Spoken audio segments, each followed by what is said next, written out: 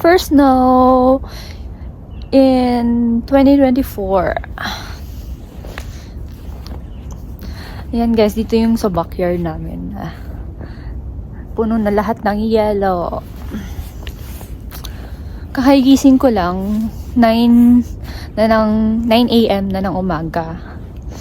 Yan, buti at wala akong pasok ngayon. Off ko.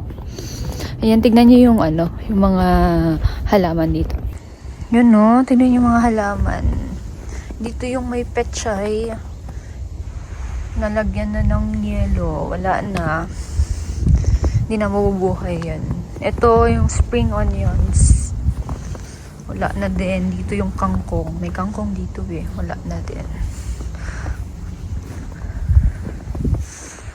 Ay. Ito yung greenhouse. Tapunan na ng yellow. This is the backyard. Pasok na tayo kasi malamig.